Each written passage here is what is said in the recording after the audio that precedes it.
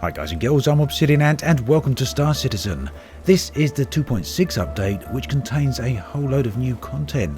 One of the most notable additions, of course, is Star Marine, the first-person shooter section of the game, which has a long and troubled story. Many of you would have heard about that, and originally it was meant to be released many months ago, but for various reasons it never came to light. There was numerous problems with it, as I said. Nonetheless though, that is all in the past, and we are now here with Star Citizen, or Star Marine rather, in the hands of the players at last. Quite a huge number of improvements have actually been made to the game in the meantime. One of the things which is perhaps most notable, at least for me, is a lot of the game originally had some camera problems in that when you moved around it wasn't ideal for first-person shooters. There was some camera bob there, the camera motion wasn't particularly smooth. This has all been ironed out and completely changed, and as you look here you'll notice that it is much better, vastly improved in fact. Now currently there are two modes within the Star Marine. First is Last Stand and the other is Elimination. Last Stand is the traditional capture the node points gameplay, and this is what I'm playing right here. This is a team-based mode. You've got two sides, Marines and Outlaws. The Elimination mode on the other hand is a free-for-all, so everyone against everyone else, and I guess there it's all about your kills, which is the most important factor. Now keep in mind this is still an early access game. Essentially this is still considered to be an alpha, so it's no Call of Duty, it's no Battlefield, but considering how early on it is in development, it's actually pretty good. There are a few problems still with animation issues and camera problems. There's also one particular thing I'm not a fan of, and that's you can't clip through other players. And more than once I found myself standing in a doorway only to have another player come up behind me and push me out into the corridor, putting me into the line of fire. I'm not sure if that's an intentional form of gameplay or whether it's something that's going to be changed a little bit later on. I'm hoping it actually will be changed, because I think it'll be something that a lot of people will probably abuse. So Star Marine is a completely separate game built into Star Citizen, but not a part of the persistent universe. You can get access to it through the main menu. You simply select Star Marine and then choose the mode of gameplay.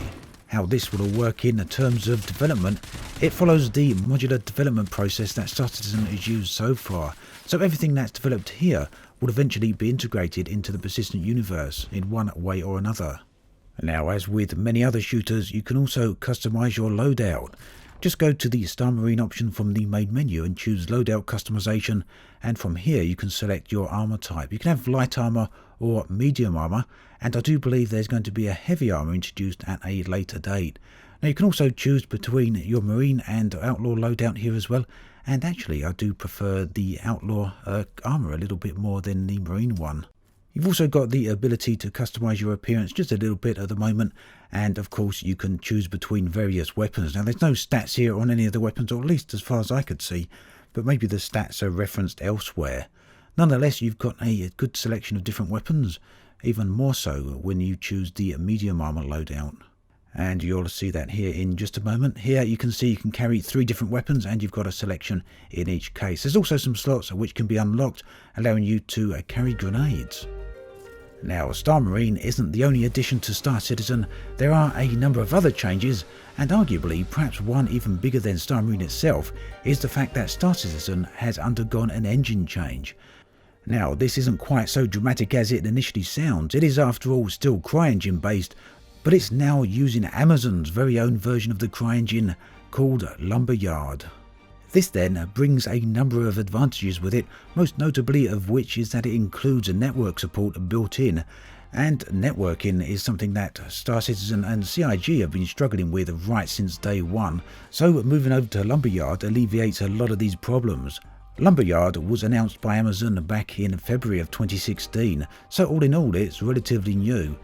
But one of the big advantages is that it does include direct support for their very own cloud servers. It supports Amazon AWS, which is a significant benefit if you're going to be using Amazon servers. Now, it's very important to keep in mind here that this isn't merely an announcement from CIG stating their intention to move over to the new engine.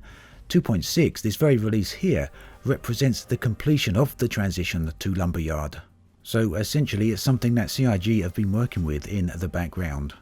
And indeed, one thing you'll notice as soon as you start playing this update is that the load times have vastly improved. Now, I've no idea if that's down to having switched over to different servers, if indeed they have changed over to different servers, and I've no idea if that's purely down to the engine change.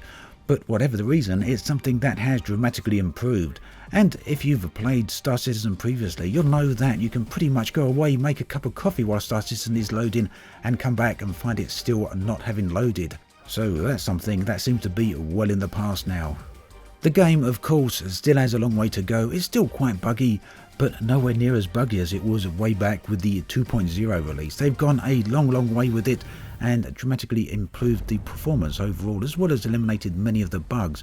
There's also some UI improvements. You can see some of them on the screen, and the old use icon has now changed, being replaced with some text, which is much more subtle and much more in keeping with the game's in-world augmented reality system. Back at the main menu here then, which as you can see has been vastly improved over previous iterations, we've got access to Arena Commander, and from here we can also customize our ships. Down there on the bottom right hand corner we can choose the select ship option, and this allows us to select from the various ships that we own. Now, unfortunately, I've never looked at any of this with too much depth, and that is largely because I've always avoided playing Arena Commander. Probably something many people wouldn't like me to admit too much, but the reason for that is that I've felt the combat to be a bit too much Twitch-based.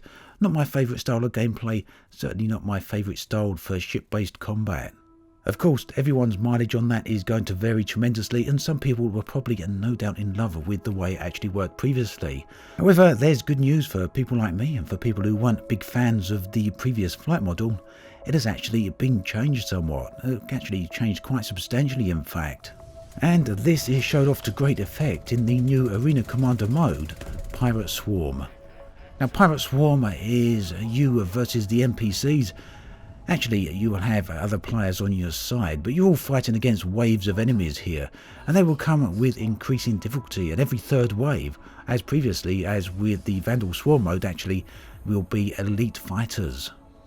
Now, if you've played Arena Commander previously, the thing you will notice straight away here is the pace of the combat, the pace of the flight, pretty much the pace of everything. It's all been slowed down quite substantially. It's now a little less Twitch orientated and a bit more tactical focused. Now, this will give you a bit more time to actually think about what it is you want to do and how you want to play.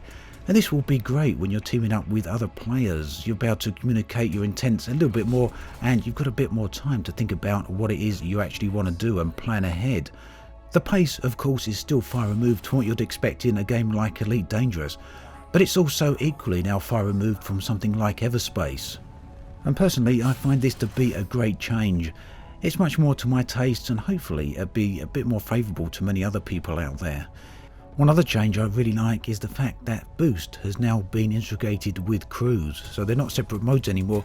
You can simply use effectively your afterburners, and you get up to really high velocities now, and that enables you to close the distance between you and your target much faster.